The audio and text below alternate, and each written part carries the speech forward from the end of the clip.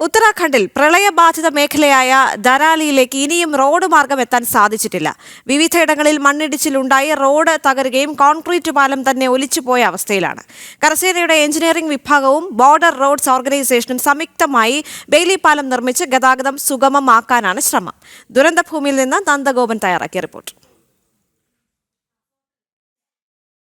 ഉത്തരകാശിയിൽ നിന്നും ഗംഗോത്രിയിലേക്ക് പോകുന്ന റോഡിൻ്റെ പണി ഇനിയും പൂർത്തിയാക്കാനായിട്ടില്ല. ഇവിടെ ബെയിലി പാല നിർമ്മാണം പുരോഗമിക്കുന്നതേയുള്ളൂ. ഇന്നലെ വൈകുന്നേരത്തോടുകൂടി ഈ പാലത്തിൻ്റെ പണി തീർക്കണമെന്നുള്ള ലക്ഷ്യത്തിലായിരുന്നു ഇത് ആരംഭിച്ചിരുന്നത്.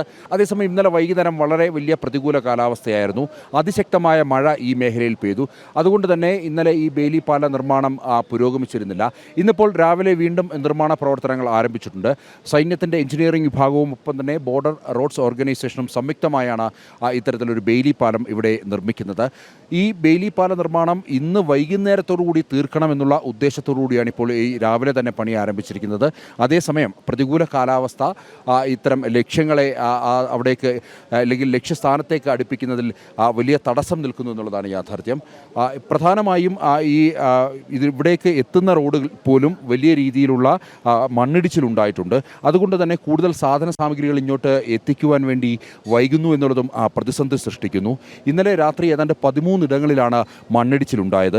അതുകൊണ്ട് തന്നെ ലോറിയിൽ വലിയ ഈ പാലങ്ങളും ഈ ബെയിലി പാല നിർമ്മാണത്തിന് ആവശ്യമായ വലിയ ഇരുമ്പ് പാലങ്ങളും മറ്റും ഇവിടേക്ക് എത്തിക്കുവാൻ വലിയ ബുദ്ധിമുട്ട് അനുഭവപ്പെടുന്നുണ്ട്.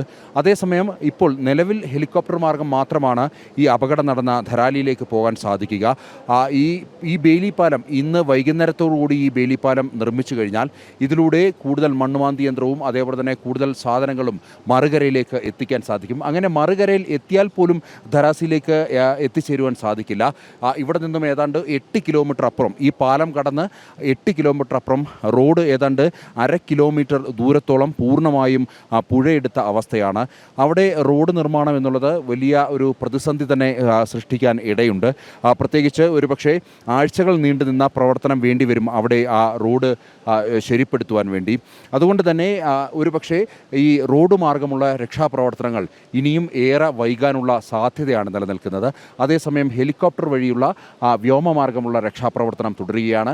എയർഫോഴ്സിൻ്റെ നേതൃത്വത്തിൽ ഇന്നു മാത്രം 132 പേരെ എയർലിഫ്റ്റ് ചെയ്യുന്ന സാഹചര്യമുണ്ടായി. ഇതിനോടകം തന്നെ ഏതാണ്ട് 300 പേരെ എയർലിഫ്റ്റ് ചെയ്തു എന്നുള്ളതാണ് ഇന്ത്യൻ എയർഫോഴ്സ് വ്യക്തമാക്കുന്നത്. അവരുടെ പ്രത്യേക ഹെലികോപ്റ്ററുകളിൽ ഏതാണ്ട് 4 ടണ്ണോളം സാമഗ്രികൾ, ഈ രക്ഷാപ്രവർത്തനത്തിന് വേണ്ട സാമഗ്രികൾ, NDRFിൻ്റെയും മറ്റും സാമഗ്രികൾ അവിടെ സ്ഥലത്തെത്തിച്ചു എന്നുള്ളതും ഇന്ത്യൻ എയർഫോഴ്സ് വ്യക്തമാക്കുന്നുണ്ട്. NDRFിൻ്റെയും സൈന്യത്തിൻ്റെ രജ്പുത്ര റൈഫിൾസിൻ്റെ നേതൃത്വത്തിലാണ് ഈ ദുരന്ത നിവാരണ പ്രവർത്തനങ്ങൾ പുരോഗമിക്കുന്നത്. NDRFും SDRFും ഫയർഫോഴ്സും ഇപ്പോൾ ഈ കർമ്മരംഗത്ത് സജീവമായി നിലനിൽക്കുന്നു. ഉത്തരകാശിയിൽ നിന്നും ക്യാമറമാൻ കൃഷ്ണകുമാറിനൊപ്പം S നന്ദഗോപൻ, ജനം.